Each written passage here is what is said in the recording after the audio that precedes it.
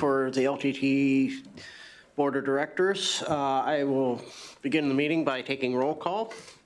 I'd also, but first, I'd like to welcome everybody here, especially anybody that is viewing us that is part of the members of the community. We special welcome and a welcome to our 3 brand new board members. And I will proceed with roll call. Kelly Sutherland. Gino Grimaldi. Here. Heather Murphy. Here. Lawrence Green. Sorry, you're on. Present. Michelle Weber. Here.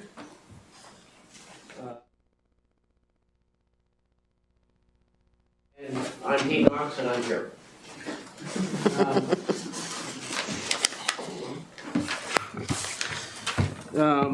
And so next is comments from the CEO.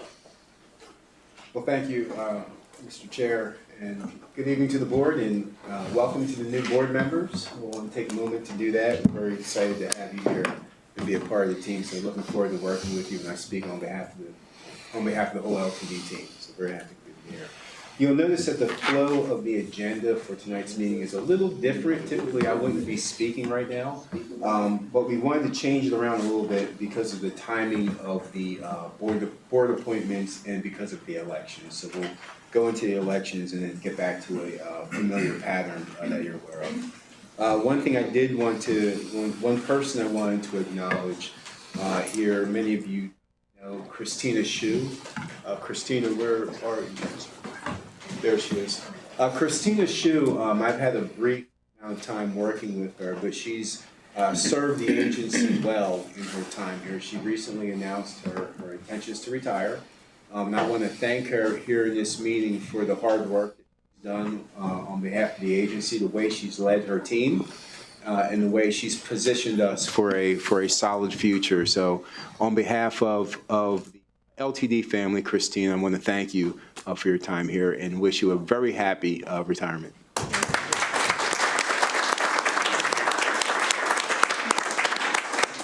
And with that, Mr. Chair, I'll end my remarks. Thank you. And since you brought up board elections, that'll be our next deal. And so we'll go through each individual office. And so I am the secretary, I was the board secretary. And so that's the reason I'm officiating until we have a new president. Because at the end of the last year, we lost both our president and vice president to completing their terms of service. So, without further ado, I will open up the floor for nominations for LTD board president.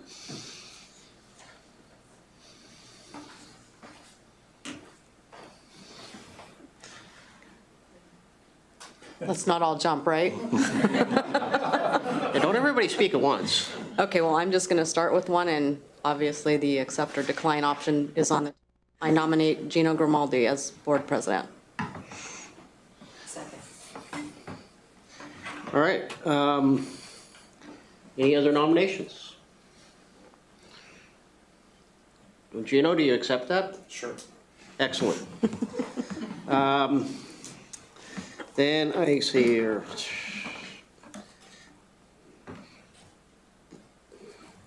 I will call a vote. Let's see.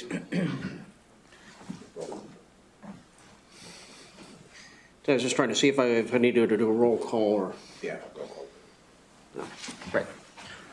So I will start with Susan Cox. Yes. Kelly? Heather, aye. Heather, sorry. Aye. Gino? Yes. Lawrence? Michelle? Yes. Kelly. Kelly? Yes. And I, P. Knox, vote yes. Congratulations, Gino. You are welcome to now go through the rest of it.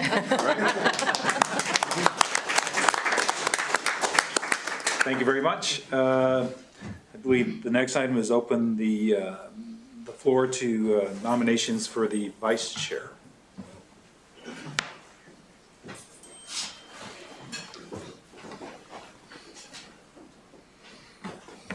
I can jump in here. I would nominate Susan Cox as vice chair.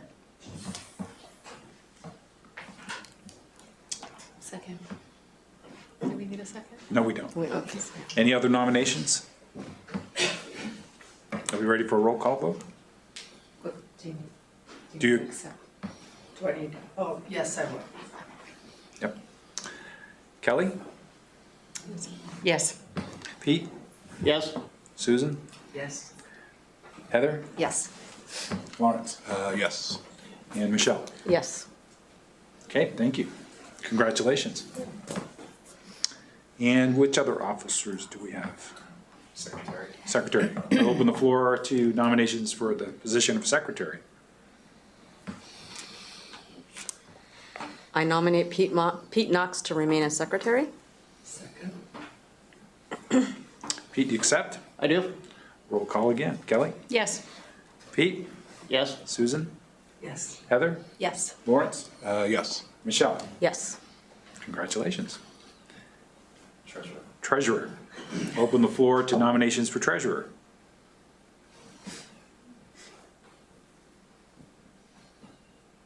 Who's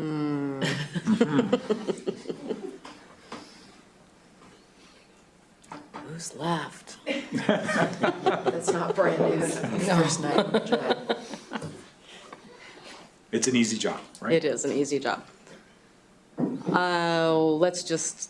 I nominate Kelly Sutherland as treasurer.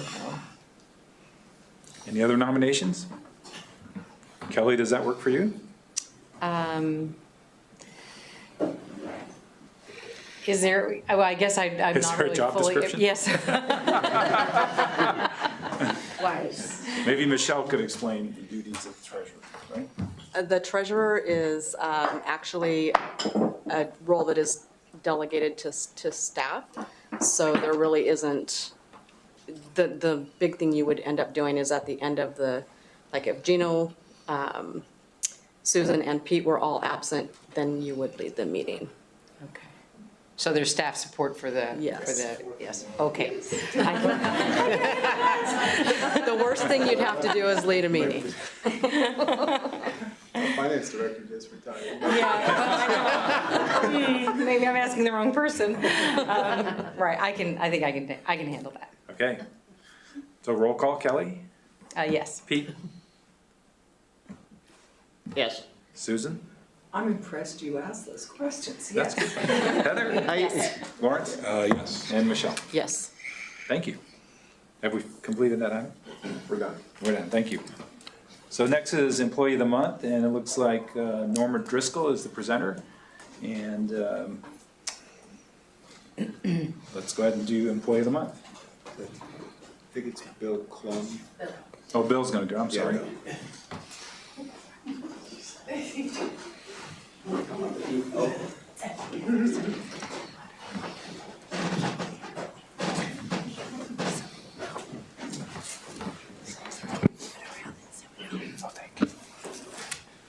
Hello, I am Bill Klum, and it's my pleasure to introduce the Employee of the Month for January 2023.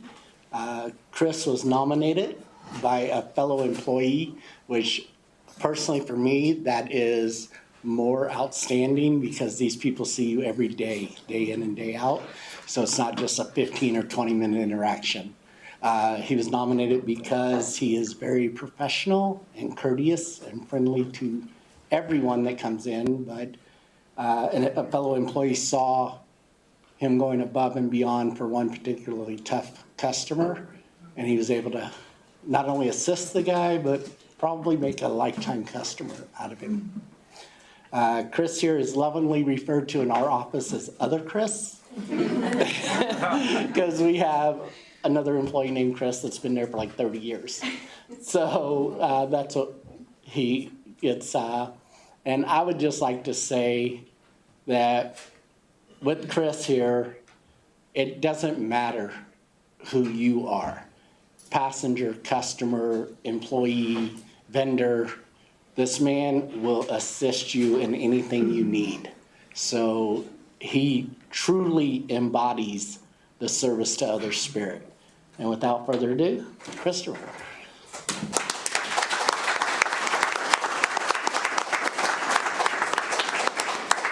Am I supposed to say something here? Sure. Well, Bill, thank you for the kind words. Thank you, board, Jamison, welcome and thank you. And everyone over here I work with, my wife as well, who I also work with in a different way. You know, I love what I do, and it's always kind of weird to be sort of singled out or recognized in this way for something that really, for me, just seems like my job and what I do, and it to me it doesn't feel special, but I just can't think of a better place to be than LTD. Bill, my supervisor, is wonderful, and I don't think I can tell. I don't have enough words to really say what the people over here mean to me, my coworkers and everything like that. So I don't have much more to say, but thank you, and I hope that I get to be with LTD for a long, long time.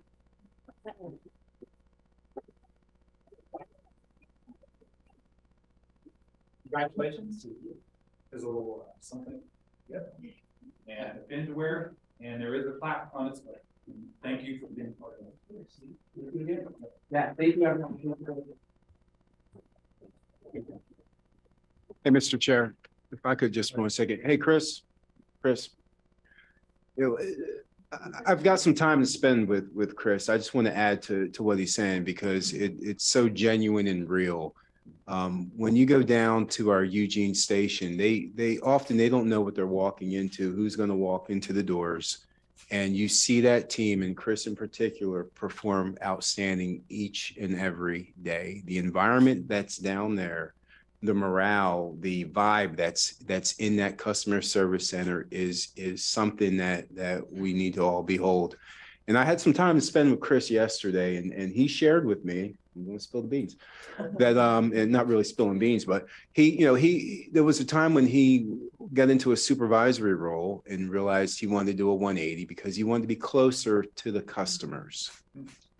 And that spoke to his character and the character that we want throughout the organization. So I want to thank you for being a part of our team and every day doing what you do, and the team that you work with down there. They have the same outlook. And this is the second person from that group that we've recognized in the past couple months. So I just wanted to point it out to the board. Very nice.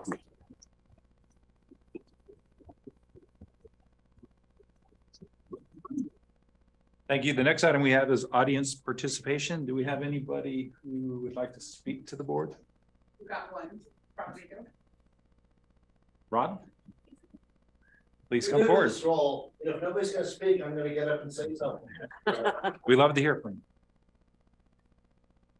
Good evening, President Gino and board members around. Happy New Year. I want to welcome the 3 new board members. I want to welcome you, Kelly and Heather and Lawrence, to this exciting organization, and wish you success and good work here. For all of you, being an LTD board member is probably not a real plum job. It doesn't pay anything. Whatever they told you were the time commitments, it's probably more than you've been led to believe. There are a lot of committees, but it's a really important role for our community. This is a public transit agency. It's supported by payroll taxes, by public taxes, and you collectively, board members, are the public's representatives. We look to you to represent not only the agency's interests, but the community's interests, which is really hard to do because we have a diverse community and it's not really clear what our community's interests are. That's your role to figure that out. So welcome and thank you in advance. Second, as I look around this table here, I've been coming to these meetings for a long time. None of you were at this table 2 years ago. None of you. That's not a criticism. That's just an observation that you're a really new group of leaders, a new general manager, CEO, a new legal, relatively new, the last 2 years, general counsel, all 7 board members have come in the last 2 years. that actually could be a strength because our community is changing, the transit industry is changing. We've gone through a pandemic, ridership dropped, it's coming back, but it's still lower than it has been. But ridership was dropping across the country prior to the pandemic. What does our community need going forward? I don't know the answers to that. If any of you think you know the answers to that, if you staff think you know the answers to that, you're probably kidding yourselves. We're going to be exploring together what does this community need in terms of public transportation. We're excited to work with you. My organization, Best, is excited to work with you and the community to figure that out. Thank you for being here. Thank you, Rob. Any other members of the audience wish to address the board? Do we have any people online? No. No, we don't. Okay, we're ready to move on to the next item, which is board member reports. This is the time to talk about some of the subcommittee meetings that have been held. Anybody would like to comment on the board member reports? I will. Michelle? So our contract committee, which is now combined into what we're calling a finance committee, we met and reviewed a contract which is on the consent calendar. And we kind of tried to get started figuring out what that finance committee is going to look at, how it, what kinds of things we want to talk about in that meeting. We saw a report that we will start seeing every month with current financial status and that kind of thing. So just trying to kind of figure that out right now, but the contract is in the consent calendar. Thank you, Michelle. Any other reports? Pete? Thank you, Gino. Later this evening, you're going to hear about the second part of the State Transportation Improvement Funds Committee or Advisory Committee making pass the second part of the STIP funding proposals. And last month, this board was passed the formula funds. This is the discretionary package, which the state has the discretion to choose which to fund. So we'll be doing that later tonight. And the committee unanimously passed that. So and you'll get more information later. Great. Thank you, Pete. Susan? I just wanted to add to Michelle's comments that I really appreciate the consolidation and sort of the refresh of the contract/finance committee, as well as just sort of the reorganization of the reporting. I just think that's going to be a real improvement going forward. Anyone else? Probably not. Okay, on to the next item. Next item is the consent calendar. Does anybody want to pull an item off the consent calendar or ask questions regarding this consent calendar?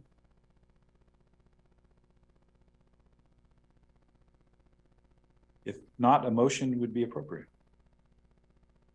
I move adoption of LTD resolution number 2023-01-18-001.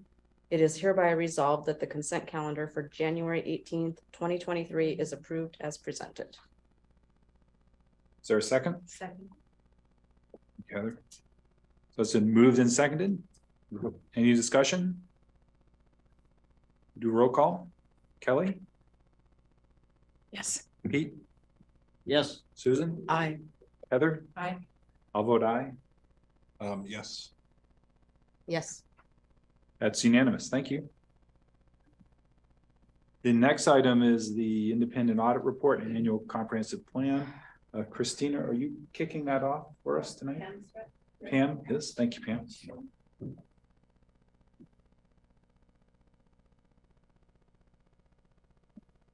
Good evening. My name is Pam Stretz. I am the controller here at LTD and the one who is in charge of our audit each year. It's my pleasure tonight to introduce our auditors, Ashley Austin and Kelly Jones. They're from the accounting firm Moss Adams. Moss Adams is one of the 15 largest accounting and consulting firms in the United States and is a fully integrated professional services firm. They serve over 270 government agencies, including over 40 agencies in Oregon alone. Moss Adams Government Services practice is a significant focus area for that firm and includes serving a variety of governmental entities, including a number of transit agencies and as well as Lane Transit District. Ashley Austin is a partner at Moss Adams and has practiced public accounting since 2005. She focuses entirely on serving a wide variety of state and government, local governments and nonprofit organizations. She provides accounting, auditing, and consulting services to these organizations, which includes conducting audits in accordance with governmental accounting standards and the Single Audit Act. She serves as chair of the group's technical committee and is currently on the special review committee for the GFOA certificate program. And that is the same program that we participated in and did receive award on our report. Ashley is a regular speaker at the Oregon GFOA spring and fall conferences and also teaches governmental accounting and auditing and accounting seminar for the Oregon Society of CPAs. She facilitates several webinars each year that are hosted by Moss Adams for continuing professional education for interested clients and prospects.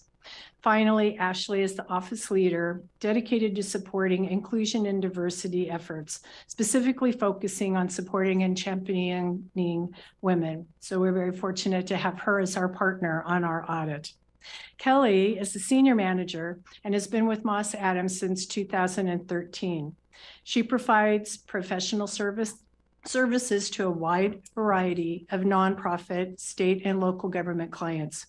Kelly is also experienced with numerous grant-funded organizations, including foundations, colleges, and universities, and other nonprofit entities.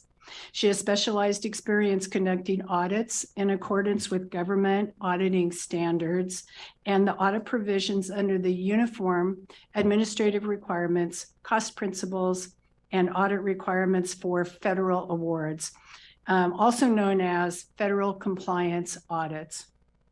This is our 6th year with Moss Adams and my 3rd year working with Kelly and Ashley. I can tell you as a past auditor and also as the auditee, they are very thorough and transit knowledgeable. Please welcome Ashley and Kelly as they present our audit results for the fiscal year ending June 30, 2022. Thank you.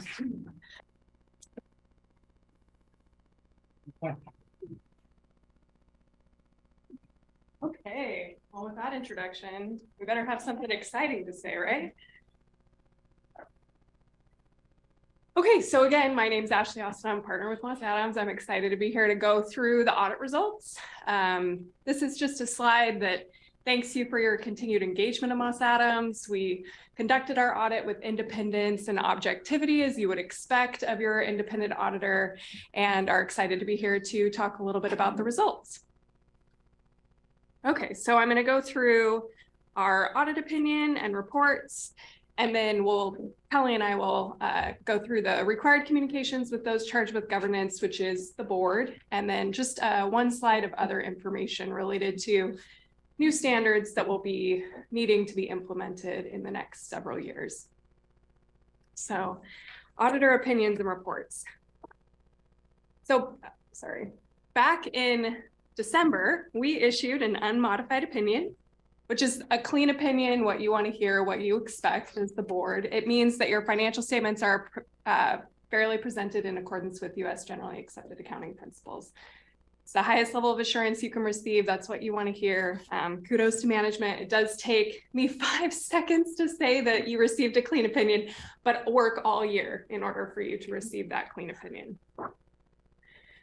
The second report that we issued is on the Oregon municipal standards. Because you are an Oregon municipal corporation, you are required to comply with various requirements, things like local budget law, procurement standards, things related to insurance, debt, you don't have any debt, but things like that. And we are required to audit those specific things. So we look at your budgeting process, we look at your procurement practices, and we determine if they're appropriate.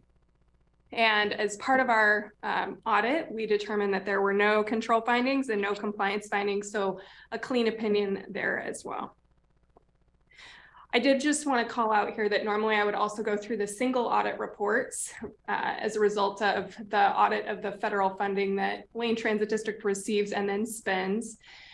We are not quite done with that piece of the audit. We left that in December and we're picking it back up this month, hopefully to issue by the end of the month. Management was just gathering some additional information that we had requested. And the large push was in order to get the financial statements to the state auditor or the Oregon Audits Division by the end of December, which is the requirement. So we moved on and we'll pick it back up this month. Okay, so we'll go through our required communications with those charged with governance. So our responsibility under our professional standards, which are generally accepted auditing standards and government auditing standards, is just to express our opinion. Management owns everything else in that financial statement. We only own those opinions. And our responsibility is just to see if they're fairly presented in accordance with US GAAP. Our audit doesn't relieve you of your financial reporting responsibilities or oversight responsibilities. We do perform our audit to obtain reasonable rather than absolute assurance. So we don't audit every single dollar or transaction. And then we do set a materiality and use that in our professional judgment. We do consider internal control over financial reporting, but we don't issue an opinion on that internal controls. We use it as a basis for designing our audit procedures. And then in that fourth box there, we communicate findings that in our judgment are relevant to your oversight responsibilities. This would be my opportunity to let you know if there were any changes to our plan, scope, and timing of the audit. So we met with management late summer, early fall last year to talk about the timing, when we would conduct field work, when we would plan to issue the statements. The only change there is that we didn't issue the single audit by the end of the year, and we're going to issue it by the end of January, but no other changes occurred that would warrant your knowledge. And then this is my last slide here, but management does have the responsibility for selecting accounting policies, and those are listed in your footnotes to the financial statements. And as part of our audit procedures, we evaluate those accounting policies. That's where management discloses how they account for all of the significant accounting transactions that they have during the year. So we reviewed those. We determined that they were consistent and reasonable with that of the prior year, reasonable in terms of in accordance with GAAP as well. During the year, management did adopt one new accounting standard as required, which was GASB 87 leases. So that took all of your operating leases that you either were the lessor or are the lessee serving in either capacity and puts them on the balance sheet where you used to just expense that amount and it sits in your income statement. Now you have a right to use asset and a corresponding liability or a lease receivable on your books if you're the lessor.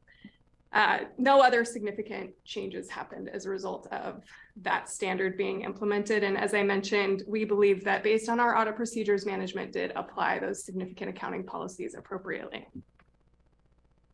Great, thanks, Ashley.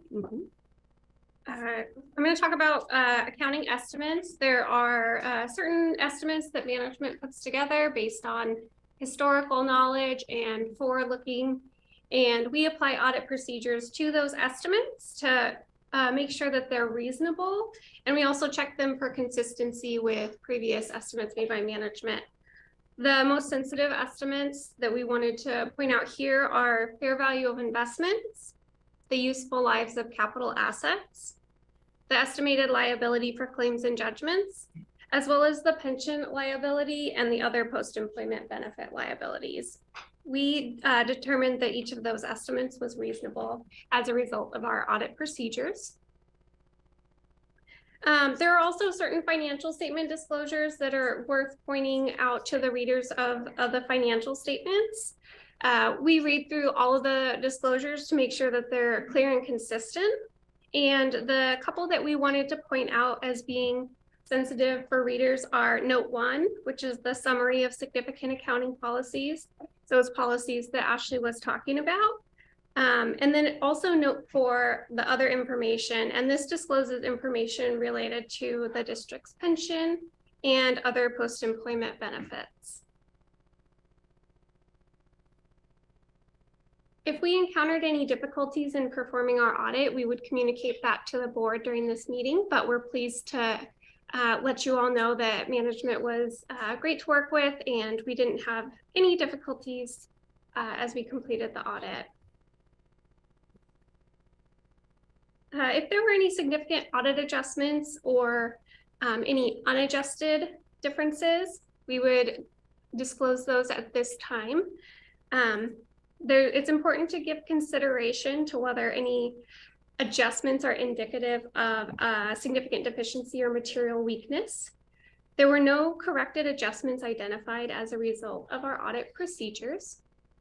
There was one uncorrected misstatement, which was related to recording a right-of-use asset and a corresponding lease liability in the amount of $240,895.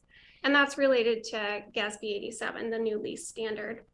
When we set materiality, we have a high threshold, and then we also have a smaller dollar threshold where we consider an amount that wouldn't be material, but is something we would bring up as a past adjustment. And this entry was above our past adjustment threshold, but not considered material. And these were just for 2 leases where they should have been evaluated under GASB 87 and recorded on the books, but not material. We agreed with management's conclusion there. I just want to point out one thing. So when we say that we don't have any corrected adjustments, that means that, management runs a general ledger. They keep an accounting of all of their various transactions throughout the year. And when they give us a trial balance, that's what we audit. And so to have no corrected audit adjustments as a result of our audit, that means that your trial balance was clean. One proposed adjustment as a result of some work that we did late in the game. I think had we identified it a little bit sooner, management would have put that in the financial statements, but it was identified a little bit late. And the reason that we did identify it, management had already put that in their analysis of GASB 87, but we pulled leases because our biggest audit assertion that we had to get comfortable with in terms of leases is completeness. Did you get everything?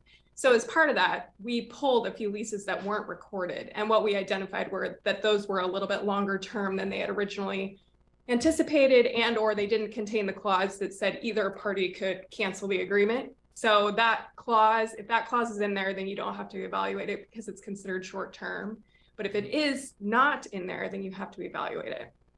So I think, just having this one proposed adjustment, I don't want it to be alarming to the board. Pretty reasonable. And the fact that there was no corrected audit adjustments should really lead you to believe that it was a clean audit. So. All right. The district is subject to potential litigation or proceedings, and those would be anything that would arise in the ordinary course of business. And if required, those would be disclosed in the financial statements as well. We didn't have anything specific that we disclosed this year. If there was a disagreement with management about accounting conclusion, we would discuss that at this time. But again, we didn't have any such disagreements. And then consideration of internal control. If there were any material weaknesses or significant deficiencies, we would discuss those. A material deficiency would be a deficiency in internal control, such that there would be a reasonable possibility that a misstatement could either go undetected or not be prevented on a timely basis. And we didn't know any material weaknesses. Significant deficiency would be less significant, but still meriting the attention of the board. And again, we didn't know any significant deficiencies. If there were any auditing or accounting matters where management went to another accountant to consult with them, the professional standards do require that that accountant reach out to us to make sure that they have all facts and circumstances. We're not aware of any consultation with other accountants that happened during the year, but if we were, we would point those out. And then this slide just talks about how we're required to let the board know about all written communications. And that just consists of the contract, the engagement letter, our agreed upon procedure engagement letter, and the management representation letter. We haven't had any other significant communications. And just for the board's knowledge, we perform an agreed upon procedures engagement on the STIF funding, the state improvement funds that you receive. That hasn't been conducted yet. It's slated to take place next week, but we've already sent the engagement letter to Pam. And then the management representation letter is a letter that we send to management that says, have you given us everything? Have you told us about everything? And we request that management sign that in order to receive our issued opinion and final. So those are just, I wanted to describe those since there's a few new board members at the table. Right. We also consider the district's ability to continue as a going concern to meet its financial obligations if they become due for a year beyond the report date. And there were no concerns noted during our audit. And then if we had become aware of any fraud or non-compliance with laws and regulations, we would discuss that with the board. Again, we don't have anything to report for that. Okay, so that kind of concludes our required communications. The only last slide here is to let you know that there are quite a few new standards up on this slide. GASB doesn't sleep, as we all know, unfortunately. So the first three standards that are listed up there on that slide, sorry, I couldn't find the word. Those are going to be implemented for June 30, 2023 year end. The two that are applicable to Lane Transit District are GASB 94 and GASB 96. So GASB 94 is if Lane Transit District contracts with any public entity, or if there's another private entity that you may contract with, there are some availability payment arrangement obligations that would need to be recorded. It's a very complex standard. So it will take some time to evaluate if the district has any of those agreements and if there's anything to record, and we are here to support management in that effort. The other one that's significant as well is GASB 96, the subscription-based information technology arrangements, also known as SPIDAs. Those are related to any software that you lease. So you booked all the hard assets that you lease or that you lease out to others. This really focuses on the software that you may lease, that you pay X amount of dollars for up front, and then you lease that over a period of time. Management is adopting or implementing a new ERP system, so it may come into play as a result of that. And again, of course, we're here if management has questions or concerns. The other three have some runway and not expected to have as significant of an impact as 94 and 96. So also just want to advocate for management that you allow them to have training. And we, of course, at Moss Adams put on quite a few webcasts throughout the year that they can attend for CPE that also go through these standards in detail. And with that, here's our contact information. If you have questions that you don't feel comfortable asking in this particular format, please feel free to reach out to us. Otherwise, I'll open it up for questions. Any questions from the board? No question, appreciation. It's always nice when you and the staff make it look easy. Thank you. Christina, congratulations on your final audit here. And thank you very much. At the bottom of the agenda item summary, there is a proposed motion. Would anybody like to make that motion? I could read it. I move adoption of LTD resolution number 2023-01-18-004. It is hereby resolved that the LTD Board of Directors adopts the ACFR and single audit report as presented. Second. Moved by Michelle, seconded by Susan. Are you ready for a roll call vote? I'm going to go the opposite direction this time. Michelle? Yes. Lawrence? Yes. I'll also vote yes. Yes. Susan? Yes. Peter? Aye. Yes. Yes. Kelly, thank you. That passes unanimously. Again, thank you for all your work. Great job. Thank you. Okay. Our next item is committee assignments, board committee assignments. This is really the beginning of a discussion that will probably need to be completed fairly soon, though, because I know we have some meetings coming up in early February. There's a list of the committee that we staff or we sit on as board members. I think for tonight, perhaps, if you have any questions about these committees, this would be a good starting point to learn about what they are and give some consideration as to whether or not you'd like to be on them, or if you have a strong preference that you want to voice in terms of being on the committee. It'd be a good time to do that. It's my understanding as president, I make these assignments, but I really want your input before making those assignments. So discussion, questions, preferences.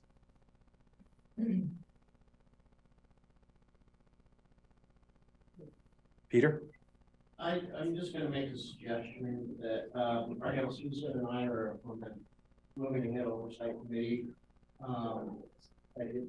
Since the bulk of that is not in either of our sub-districts, you might want to consider the folks that are, I know they're new and that committee doesn't meet very often. Once in the last year, but might talk to the folks at those sub-districts that I think it's Lawrence and Kelly have the most impact on them. Appreciate that comment.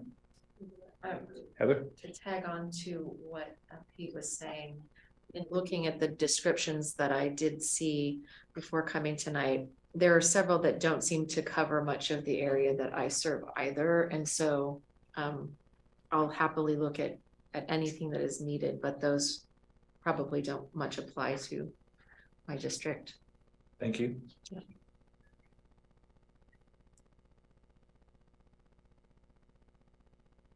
Any other comments or questions? No, I would take some interest in the metropolitan laws. Thank you, Kelly.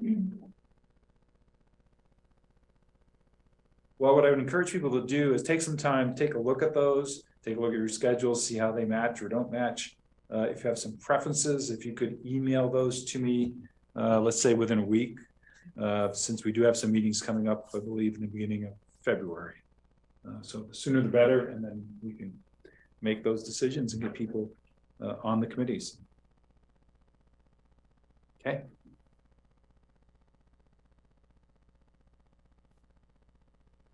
Next item is the FY 23-25 State Transportation Improvement Fund Discretionary and State Transit Network Recommendations.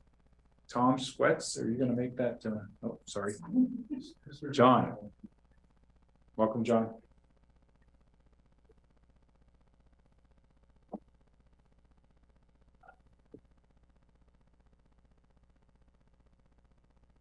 All right, well, thanks for having me back. I'm John Allen, here to talk about the discretionary STIF projects listed in your packet. Mr. Knox made mention in board comments earlier that this has already gone through significant review. So we've gone before the STIF committee as well as Lane TAC, doing an extensive review of these projects. I'm slated on the agenda to have 10 minutes to go through 7 projects. So it may seem alarmingly quick to go through this amount of material, but it has undergone extensive review. These projects are slated to go into a statewide discretionary pool, meaning we're not guaranteed to receive funding for these projects. They're not slated necessarily for our community in the way that formula fund projects are for the STIF formula fund projects that you've already reviewed. Instead, these go to a statewide pool for a recommendation where essentially they're going to be reviewed by ODOT and the PTAC committee through ODOT, where they'll be reviewed as either discretionary projects, intercommunity projects, or 5311F projects. So these have all received designations as part of the review process so far. I'm going to very briefly go through each one. They are not all LTD projects, sponsored projects. However, we do put our name on them as the qualified entity in our area. So these are all ones that we have collaborated with other organizations, which notably include Coos County Transportation District and LCOG. to be able to promote, with 3 of these projects being specific to LTD. So first we have a Coos Bay to Florence route. This is originating in Coos Bay with a turnaround point at the grocery outlet on 101 in Florence. This provides kind of a necessary connector service along the coastal highway. Second project being an LCOG sponsored project, which is the Eugene to Florence project. This has wound up being very successful in developing ridership as a relatively new transportation program, filling a gap between our metropolitan area at the coast, originating in Eugene, and again, having a turnaround point at the grocery outlet on 101 in Florence. Third project being the Florence to Yachats connector route as part of LCOG's Link Lane service. This is also providing a necessary transportation gap coverage between Florence and Yachats.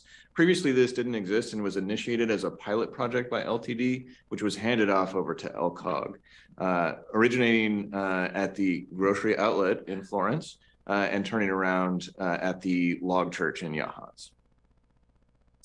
The fourth project we have on our list is also a LCOG project. This is the South Lane County Metro Shuttle. This is a service that was previously sponsored by City of Cottage Grove. City of Cottage Grove approached both LCOG and LTD with the intention that they wanted to, in short, get out of the transportation business, in which case both LTD and LCOG are stepping up to be able to fill that void. So we're all partnering together with City of Cottage Grove, certainly not being uninvolved, but I think wanting to leave the portion of overseeing transportation projects to those who are already in that business. So LCOG has graciously offered to be able to assist with the what we would call out of area or out of the Cottage Grove city limits transportation requests that we've received. So that would be areas like Culp Creek going all the way down to the South County line. The fifth project is one that we've designated for 5311F and intercommunity funding. That's the Diamond Express, providing a necessary connection between the city of Oak Ridge and our metropolitan area here in Eugene and Springfield. That provides a critical pathway for folks to be able to access jobs, school, educational opportunities, healthcare, be able to do shopping and connect to other transportation, such as Amtrak, in which we have an interline agreement, as well as places like the airport, other transportation options. As we've seen, that's been a very important and necessary connection through things like wildfires, snow and ice events throughout the pandemic. That's often the only means of transportation that individuals in Oak Ridge have to be able to connect into Eugene, Springfield. Amtrak does happen to go by, and we do interline with them in Oak Ridge. However, there's no stop in Oak Ridge. So this is one way to be able to connect. Also note that it's separate from the formula fund request we've had for service expansion for the Diamond Express service. The next project we have on there are shelters in City of Florence. You've heard me say several times that many of these different services have a turnaround point at the grocery outlet in Florence. And the stop in Florence is currently well rusty with the salty coastal air that has unfortunately deteriorated what's become a major transportation hub along the coast. So our efforts to remediate by doing repainting and upkeep of that shelter have proven to only be temporary, and we need the stop to be renovated and replaced along with 3 other stops that we've designated in the Florence community. This is really important, particularly when it's cold and rainy. It can be very challenging for our community that has a larger than proportional average of older adults and people with disabilities to be able to wait for their transportation options. The final project that we have on our list are replacement vehicles for our MX service. So these are 60-foot articulated vehicles. This would be using R99 fuel. So this would be a more environmentally friendly option than other diesel vehicles that are currently on the road. And this is creating some necessary replacements for vehicles that are aging out of our current fleet. So as we've seen with our vehicles thus far, keeping older vehicles on the road is coming at increased expense as we're noting things like engine and transmission replacements and overhauls to be able to keep them roadworthy. So I know that was a very quick run through, but I wanted to be available if there were any questions or anything I can do to assist with the board making final recommendations. Thank you, John. Any questions from the board?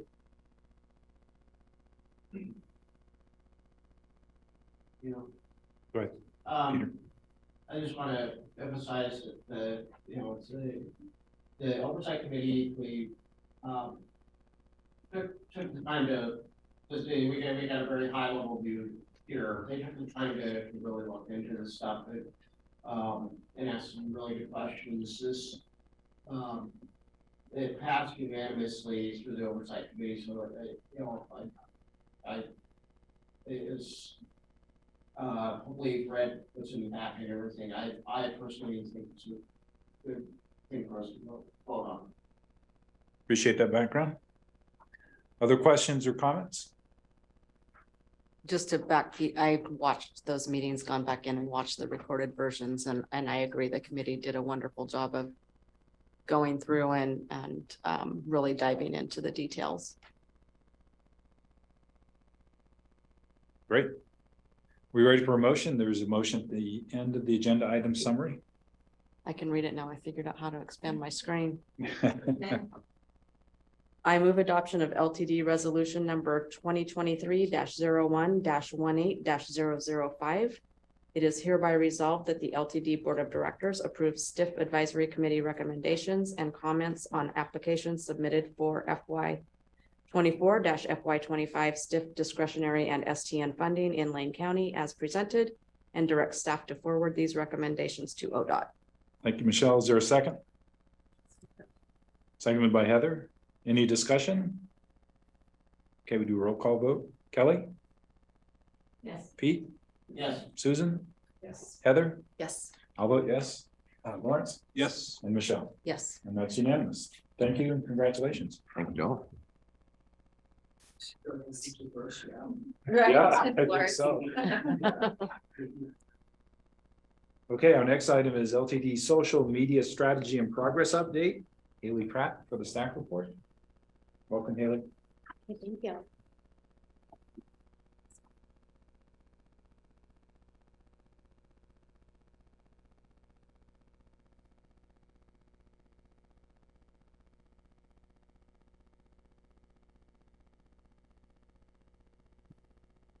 you so much.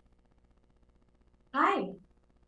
Great to see some new and familiar faces here. My name is Haley Pratt. I'm a digital marketing specialist here at LTD. I've been with the district for 2 years. I am delighted to be here tonight for my first board of directors presentation to talk about social media and the work I do every day to advance the district's mission, vision, and values. Social media is a big asset to connect our community. And it happens naturally. We provide customer service with respect and integrity. We demonstrate innovation and collaboration with community partners. And we emphasize safety and equity messaging in all of our posts. So it's a great way to tie everything together. I am going to take a little bit of time here to do an overview of what I want to talk to you about. There's 3 main things: tools we have, how and why we use them, our social media strategy at a very 10,000 feet view, and then some goals, what's on the horizon for us.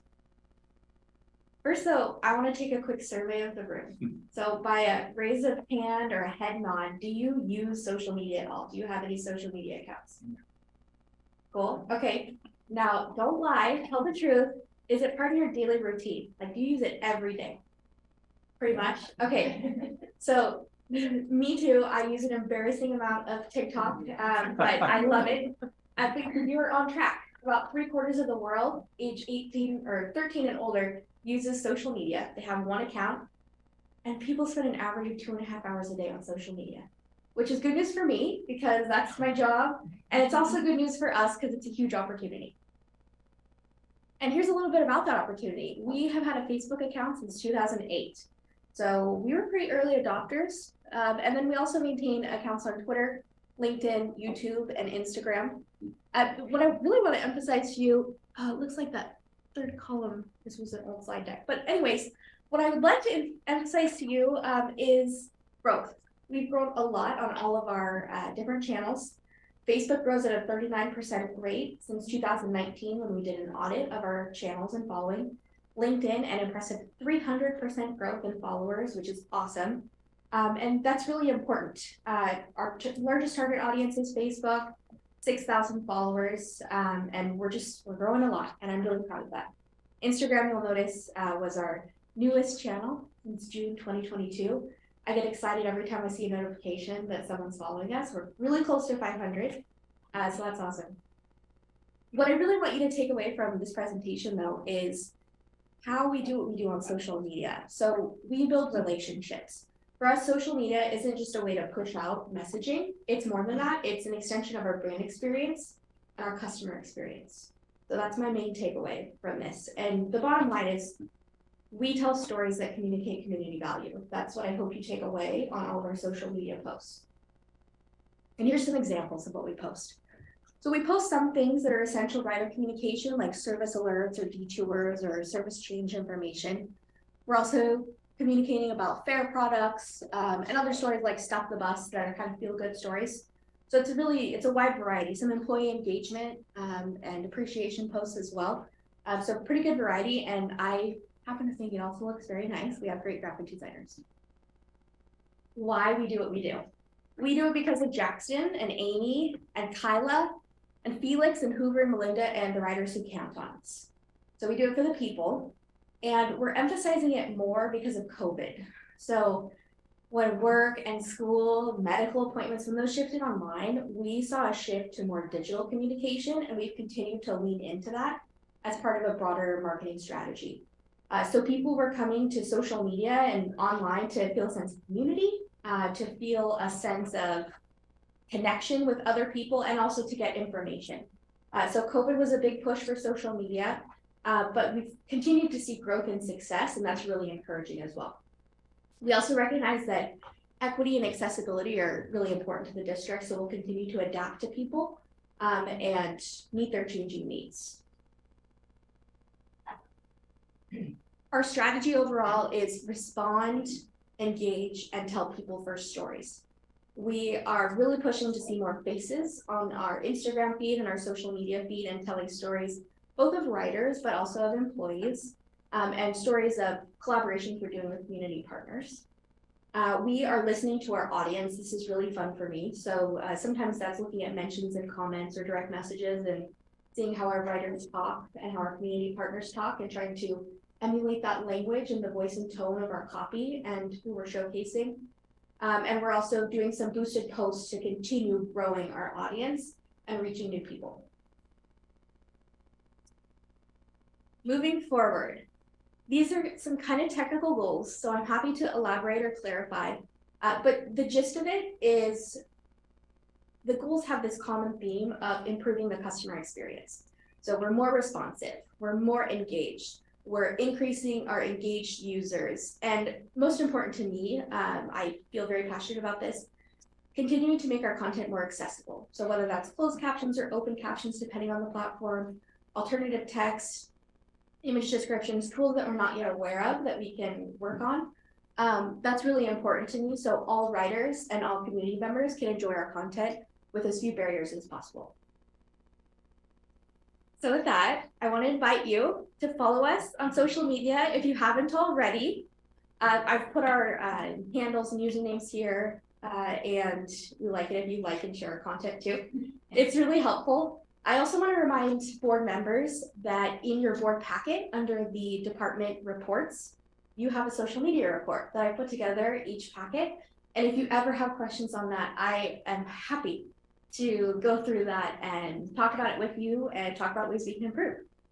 And with that, I'll take any questions if you have them. Thank you, Haley. Very nice job. Thank you. Any questions? Susan? Well, I have some questions. Holly, thank you. I really appreciate it. I'm hoping that all of the board members are liking and following, and I think that's part of our responsibility. And I like the numbers, but I think that the nice thing about social media is it really doesn't cost anything in terms of the outreach. I do have a question. What is your budget for boosting? That's a good question. We do have a budget for that. I can get back to you on the Okay, that's exact okay. number. Can I get back to you by the end of the Yeah, meeting? I'm glad you're doing that. Okay, yeah. I think that's important. We're very Um, strategic with our funds. So right. we promote campaigns, we promote essential provider information like Right. service change, but we do have a budget. Sure. And then do you link with other organizations in terms of they're on, we promote them, they promote LTD? That's a great Department. question. Yes, I'm very proud of that. We have good relationships, Blaine County Parks, Peace Health Rides. We comment on each other's posts. There's direct messages between us about sharing content that might seem relevant to our audience. So Right. yes, we do that. And do you have influencers? We don't. That's a good idea. Well, actually, I take that back. If we look back at our why we do this slide, I would say these are influencers in a certain way. They tell their story of how they ride the bus. And I think that's really powerful. So in a sense, yes, but maybe not in the social media influencer way you might think of. Okay. I really appreciate that, social media, and I would like to compliment Jameson. I think that you do a good job of keeping up with that and He does. posting things and, Yeah. you know, a very friendly, professional voice, and I appreciate you doing that, and I hope everyone else is following. Heather, did you have a question? No, I just call them, so. Thank you. Lawrence? Yeah, so like your goal is like, yeah, increase participation in like your social media, identities and everything. I'm just curious, is there any like data like how an increase in that like maybe translates to like ridership? That's a really good question. I haven't thought of that. Like has it motivated or increased like, you know, I can't say for sure. I could look into it. I'm just curious. So. No, that's a great question. Not sure.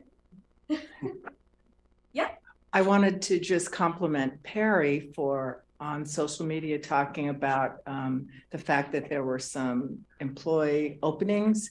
And I'm curious to know, what's the response or how do you use social media for recruitment and retention and Social media is definitely part of our Right. recruitment strategy, and it's going to be even increasingly so. We're working on some campaigns right now to recruit bus operators. What we're currently doing, if you look at our Facebook, Twitter, or Instagram profiles, our pinned post is about bus operator recruitment. Right. So when someone visits our channels for the first time, the first thing that they'll see is that post. So that's one way. We did a Boost to Post campaign with Perry and his team for bus operator recruitment in the fall, which had great results. I was super pleased with that. And then just organic social posts, which is ones we don't put money behind, just they show up in our feed throughout, the months. Is there any way the board can be more supportive or the community can be more supportive?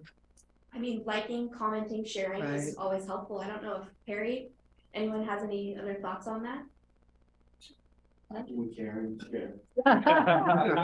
Yeah, that's, Forwarding Yeah. and posting it on your own networks. yeah. Thank you. Other questions or comments? Thank you again. This was, Jameson, Never know when to jump in. So anytime. I just wanted to acknowledge Haley. Haley is also, I know this was her first presentation. She is also a member of the leadership Eugene Springfield class and got to sit in on a session with them. And one day we all may be working for Haley. She asked very good questions. I was very proud to be there with her. But again, the work that she does and the energy she brings, I just wanted to highlight that to the board that these are some staff members that you typically don't hear from and wanted to just kind of bring that to light of the talent that she brings to the table. Thank you. Great. Thank you, Jameson. Our next item is the state and federal state and federal legislative update, and I think I just saw Tiffany leave the room. You're up. I know.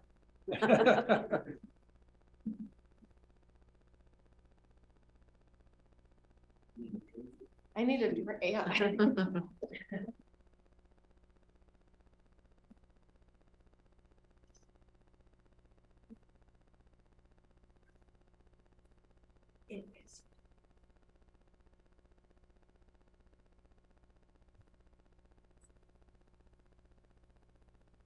While they're getting ready, I just want to make a note.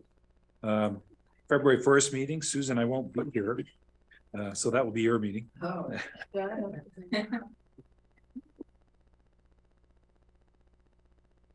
And if you're not here, it will. No. That's a work session. We were saying Pete and then you got it. You got it. Oh, wait. Okay. Don't put me in charge of this.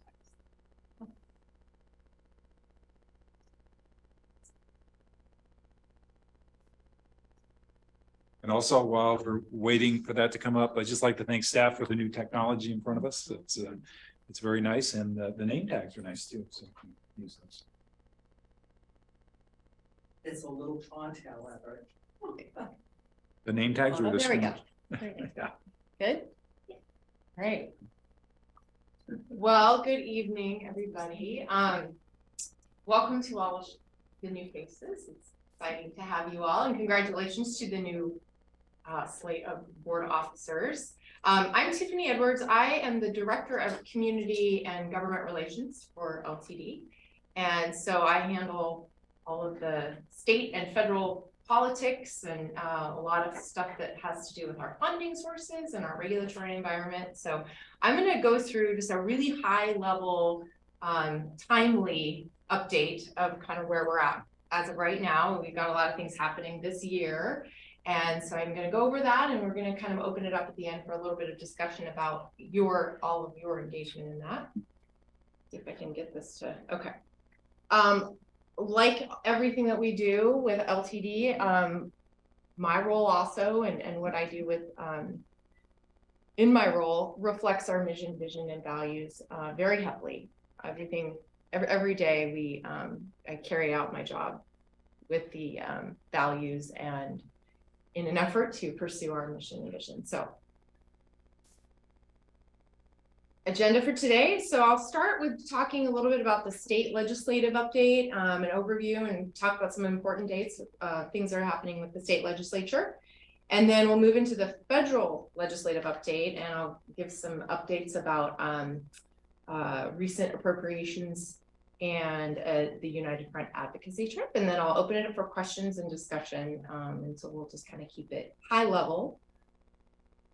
So LTD's advocacy, it happens at a couple of different levels. At the statewide level, we have a lobby firm that represents us in Salem. We work really closely with them, and I manage that team. And then we also engage through a lot of our partnership organizations, the Oregon Transit Association, which is comprised of transportation providers throughout the state. And we do a lot of work with them. We hold a board seat with that group as well. That group meets monthly. And then the Oregon Transportation Forum. We also have the Renewable Hydrogen Alliance that we were working with now in the special districts of Oregon. So those are just some different groups that we engage with at the state level in all of the work that we do with the legislature and the governor's office for the most part. At the federal level, we also have a lobby team, and we share that with our United Front partners, and I'll kind of talk a little bit more about who they all are and how that works. But we've been in a partnership with that group for over 30 years, and that lobby firm has represented LTD for many, many decades. So some of the other groups that we engage with are the Bus Coalition, which is an advocacy organization. It's nationwide, and it's transit agencies throughout the country. And it's focused on funding for buses and bus facilities. And then we also have the APTA, American Public Transit Association, and I serve on the legislative committee as well as engage in a lot of those efforts. And that's all at the federal level. I mentioned the United Front. That is a coalition that was formed, I want to say 35 years or so ago.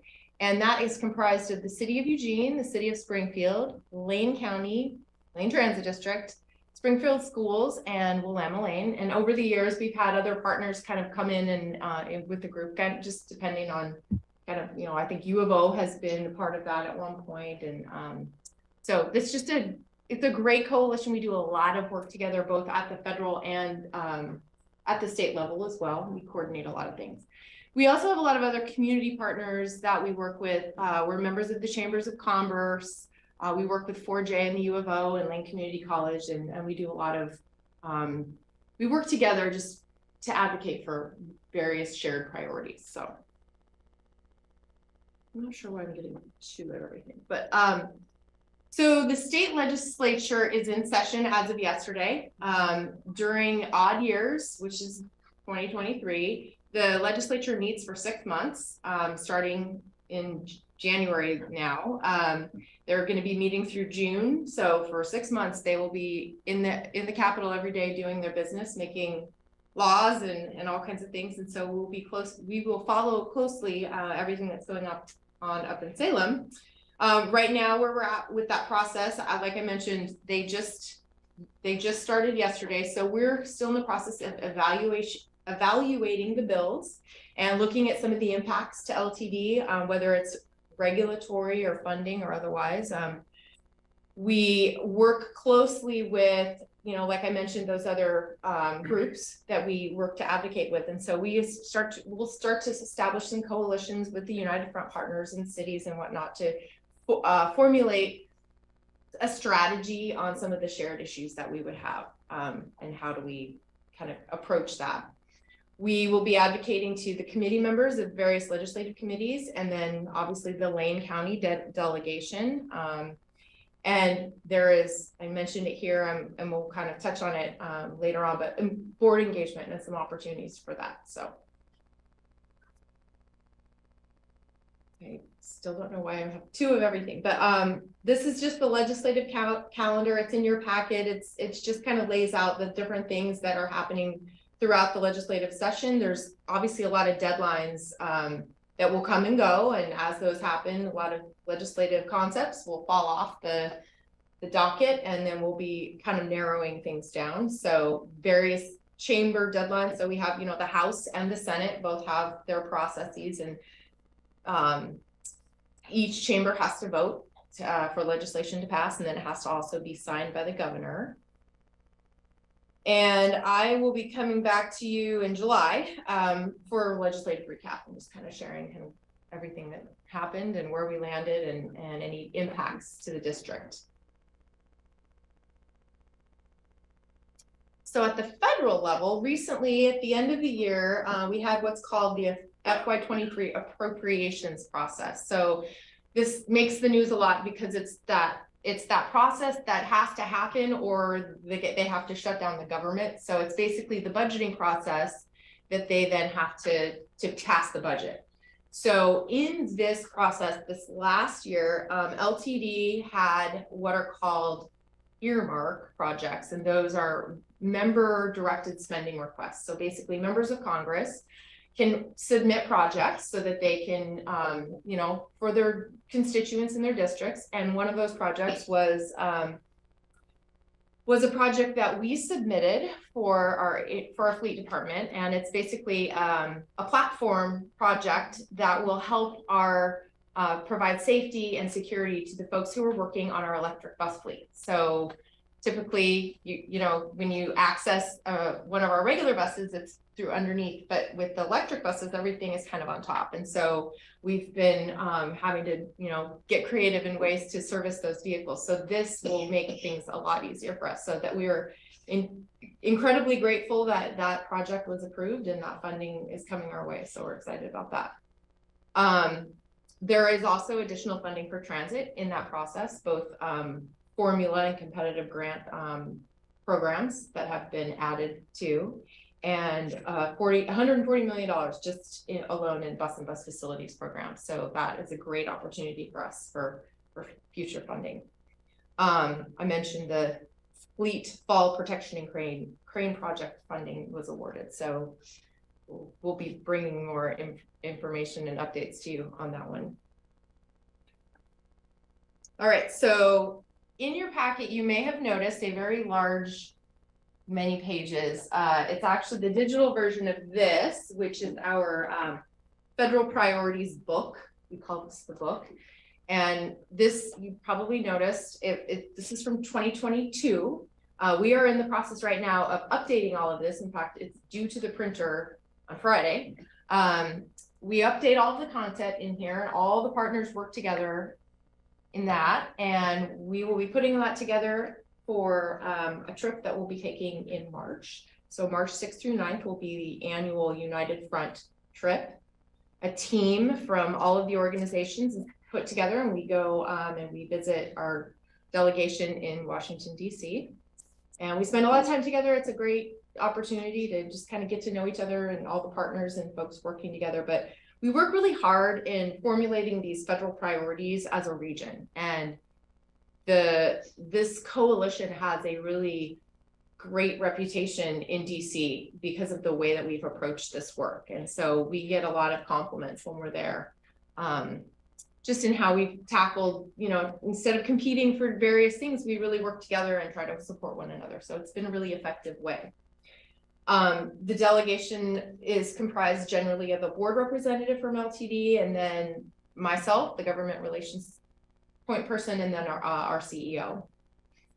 And so again, we'll be meeting with our congressional delegation. We have a new member of Congress representing us, Congresswoman Val Hoyle. So, and then we also usually meet with the FTA and some other partners that potentially have, you know, cover things that we, from a regulatory standpoint, that we, you know, we meet with a lot of staff, legislative staff, that just kind of help us navigate through all of that.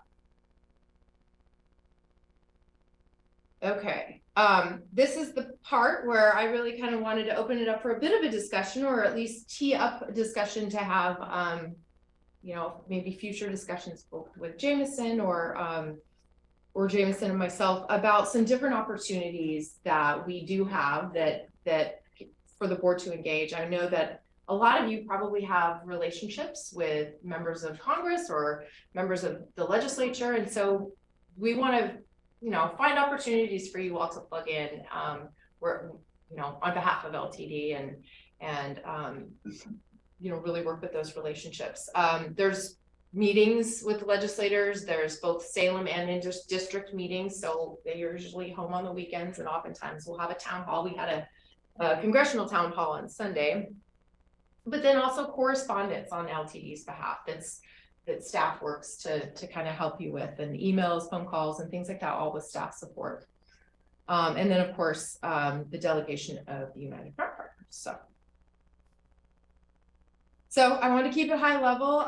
We have more information to come as we formulate this, but I did also want to share briefly, because this was something that we recently formulated and kind of finalized. And one of the things that I typically do is when we engage at the United Front, the way that we kind of choreograph those meetings is we have a group, and it's sometimes 30 people that go into these meetings with our congressional delegates or their staff.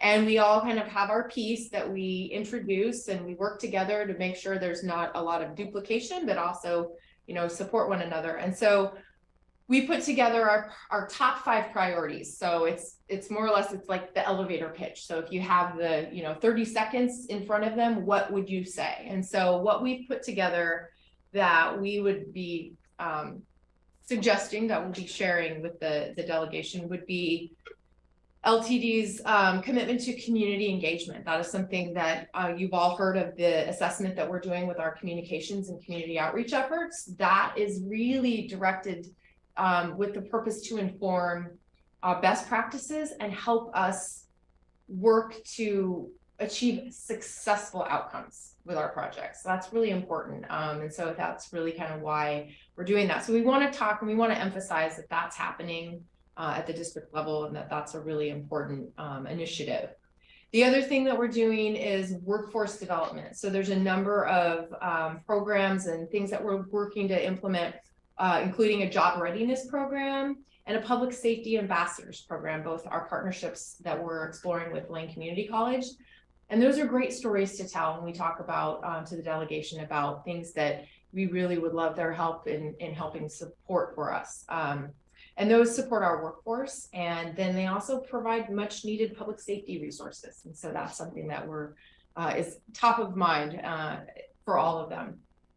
Sustainability continues to be a big priority. We have our long-term fleet procurement plan, which has been underway. And those will help inform decisions on how we continue to acquire vehicles. But by the end of 2023, we'll be operating 30% of our fleet will be electric. And that's a great story to tell. We will emphasize that, we will share. Our congressional delegates actually helped us to acquire some of those and their fleet procurement or the fleet fall protection program, that project is also supports our electrification. But we're also going to be talking about future efforts in bringing electric vehicles in to help replace our transit fleet or our paratransit fleet. Mobility management is another big initiative that we're going to be promoting, which is talking about not just our, we have a trip planner mobile app that we've been working on, and that was also funded in part with a member directed congressional project, an earmark. So we can talk about that, and then we can also talk about how we're working on new mobility strategies and delivering innovation and how we're looking at the future. And it's Rob Zako touched on this earlier, where we're as a community we are shifting and growing, and our needs are changing, and so we are wanting to be ahead of that and be responsive to those things. So we're going to share that with the delegation. And then the last thing I'll say is that we have some rider amenities that we plans to enhance and improve, and those are designed to ensure safety and security and convenience for our riders. Things like transit stops, stations, signs, technology, all of those things that are rider amenities. And we want to make sure that our delegation is aware that we are going to need help and their support in trying to continue to improve those things so that we have a better experience for our riders. So with that, I know that's a lot of information, but I wanted to get that in front of you before that trip, and I'm happy to answer questions. And Questions or comments? Thanks, Tiffany. yeah. Susan? Tiffany, thank you. That was a comprehensive report. It was a lot. I have a question. Is there any legislation or any bills that LTD is planning to introduce? Good question. We have been talking among the coalition at the OTA level, the Oregon Transit Association. We have actually been talking about an organized campaign around increasing funding through the STIF. And we know that that isn't something that happens in one session, but we are starting those conversations, and we are planning on going out there and telling our story of how we have utilized those resources. John Allen, kind of shared some of those projects today, but I think that telling that story on how we're putting those statewide payroll tax dollars to use and why we will continue to need, there's a lot of things happening and shifting, and so there's that is something we're actively working on. And then I know that ATU has some legislation that that would support the public safety, and so we're aware of that, and we're working. The ATU and OTA are working together to help support that. I will be honest, there is a long list of bills. There's over 2,000, and there's more coming. Right. And so right now we go through the process of diving in and trying to figure out, because not just as a transit agency and a public body, but we also are an employer, and we also have regulatory environment that a lot of bills impact us just as an employer. And so, a lot of things that we track and we look at, and we have to go through and prioritize and figure out, but there will likely be some things that are very transit specific that will become our big priorities for the session.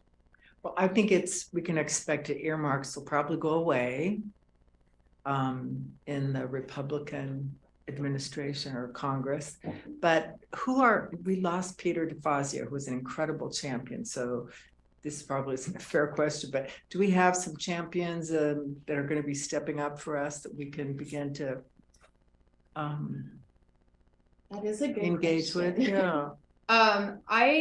My understanding is that there is a potential that our Congresswoman Boyle will, she's made the request to serve on the Transportation Infrastructure Committee.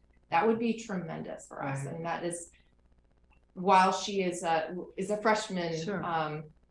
member of Congress, it would certainly, and having, you know, Congressman DeFazio,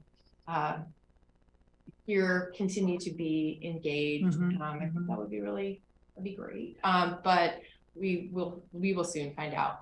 As far as the earmarks, we are being told that may very well stick around. So the team and I have been kind of working on what are those things that we could put forward as a project that would help support, help make good use of those funds, but also help support their visibility in our district with their constituents. Thank you. Appreciate all your good work. I was just also going to ask about the appropriations, really the timeline. Oh, the timeline is the tricky part, because the appropriations, so first of all, they have to pass the budget and then allocate the appropriations, and it's for the following year. So it would be for the, for FY23. So that's not current, but that's next year. But then we also have to go through the process, and Christina and I have worked in this in the past. It's not always very clear. We have to wait for guidance, and we have to figure out, once we can figure out how to access those funds and how they're available. Sometimes they get bundled through the state, sometimes they come direct, through. So it's always a little bit different, but we work to kind of plan that out, and then we work with the team on, getting all the pieces in place so that we can get that project actually up and running and off the ground. As far as the next cycle for appropriations, that's part of the challenge that we have, is that the money won't be available to us until 2025. So you have to think about things that maybe we'll need in a few years, but not necessarily right now. So yeah, it's always a bit of a challenge trying to figure out what are we going to need in 3 years, because then of course you have to construct it or acquire it or procure it or whatever. So it's a challenge. Thank you. Other questions, comments? Great. Great, thanks. Well, thanks you guys for the clapping. The next item is written reports. There is an abundance of information there that is available to us as a board. And now would be a time to ask any questions about the material that's been presented under written reports. Any questions? Jameson, you have a question? No, just a comment, Mr. Chair. Item B under the written reports, delegated authority report is under there now. That used to reside on the consent agenda, which was kind of odd because it was already delegated authority and you're voting on it again. So we put that there. It's the same material, but we just placed it in a different area. And then under the item C, the monthly reports, just wanted to highlight a couple things.